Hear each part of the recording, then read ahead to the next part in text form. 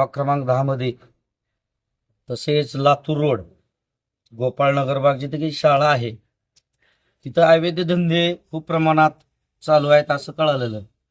मग आम्ही प्रथमतः त्याची चाचणी केली आणि चाचणी अंती आमच्या मित्रपरिवाराने पाहिले की तिथं वेश्या व्यवसाय आई तुळजाभवानीच्या नगरीमध्ये 3.5 शक्तिपीठापैकी एक आपलं मुख्य आहे, प्रमुख आहे. आणि इथं आम्ही जन्मल्यापासून कधीच काय नव्हतं, पण हा प्रकार घृणास्पद आणि लज्जास्पद आहे. हा मला कळाल्यानंतर आम्ही तात्काळ मांजरे साहेबांशी संपर्क साधला. मांजरे साहेब मध्ये लगेचच कारवाई करतो, पण 4-8 दिवसात कारवाई झालेली दिसून न आल्यामुळे स्वतः नगरसेविका तिथं जाऊन येऊन पाहणी केली आमचे कुमार अण्णा पांढरे यांनी.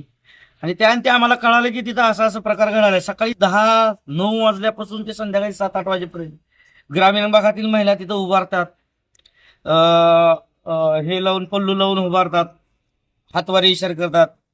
दारू पिणारे, गांजा व्यसन हे पिणारे ग्रामीण भागातले लोक तिथं हातवारे करतात. आपल्या महिला, स्कूलच्या मुली, कॉलेजच्या मुली तिथून जात येत असतात. ग्रामीण भागाचं बस स्टँड पण तिथंच आहे, त्या रोडलाच असल्या कारणाने तिथं खूप असं नाहक त्रास महिलांना, मुलींना व लोहियाकडे, एस टी कॉलनीकडे, मयूरवाला भाग गोपाळनगरकडे जे वास्तव्यास्त रहिवासी आहेत त्यांना खूप होत आहे.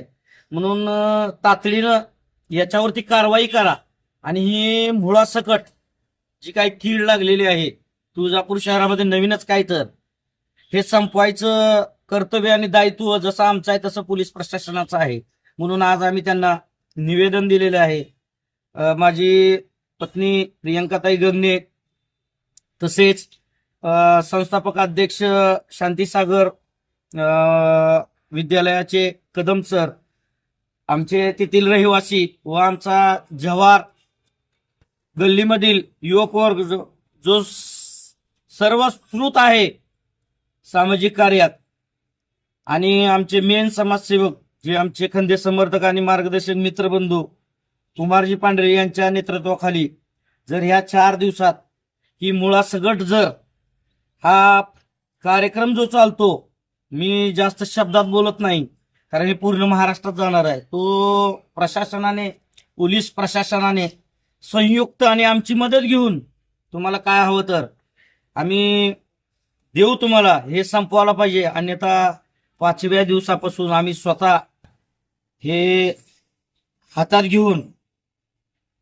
आम्ही स्वतः सर्वजण, महिला असतील आमच्यासोबत, मुले असतील, वरिष्ठ असतील, युवक असतील, सगळ्यांनी मिळून हे, आणि तुम्ही स्वतः मीडिया सुद्धा, इलेक्ट्रॉनिक मीडिया असेल, वृत्तपत्राची मीडिया असेल, सर्वांनी आपण जाऊन हे 4-8 दिवस तिथं थांबून सगळं संपवायचंय. कारण ही अतिशय गंभीर आणि महत्वाची बाब आहे की तुळजापूर सारख्या शहरात मागच्या 4-8 दिवसापूर्वी सुद्धा तुम्हाला माहित असेल, ज्ञात असेल की लोह्याकडे जाणाऱ्या रिक्षामध्ये आपल्याच भगिनी, माझी मावशी आरळीकर पाटील यांना सुद्धा गाडीवर जाऊन त्यांच्या गळ्यातील मंगळसूत्र हिसकवून घेऊन पळून गेला आणि तो सक्सेस झाला, जो कोणी होता चोर. पण इथं सुद्धा एक अडचणी आहे. महाराष्ट्र प्रशासनाला सुद्धा माझी विनंती आहे, तुळजापूर या ठिकाणी, तुळजापूर सारख्या आई भवानीच्या ठिकाणी इथे पोलीस प्रशासनाचा स्टाफ 1 पट 2 पट नाही तर 3 पट करावा, जेणेकरून 4ही रस्त्याला, 4 गल्लीत, सर्व ठिकाणी, कारण प्रत्येक ठिकाणी आमचे भक्त निवास आहेत, प्रत्येक ठिकाणी गल्ली ओळ आहे, प्रत्येक ठिकाणी पुजाऱ्याचं घर आहे. त्यामुळं सुरक्षाचा मुद्दा खूप महत्वाचा आहे.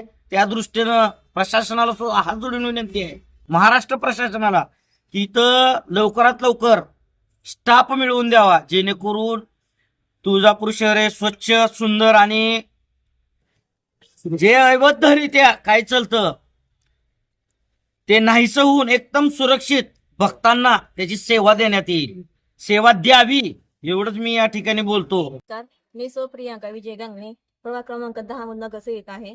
माझ्या परिसरात म्हणजे आमच्या परिसरात गोपाळनगर मध्ये अवैध धंद्याचं प्रमाण खूप मोठ्या प्रमाणात आहे.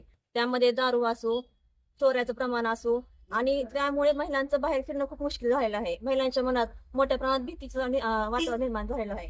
माझी पोलीस प्रशासनाला एवढीच विनंती आहे की त्यांनी लवकरात लवकर कारवाई करावी आणि लवकरात लवकर कारवाई जर नाही केली तर आम्ही सर्व महिला मिळून इथे आंदोलन करण्यात येईल.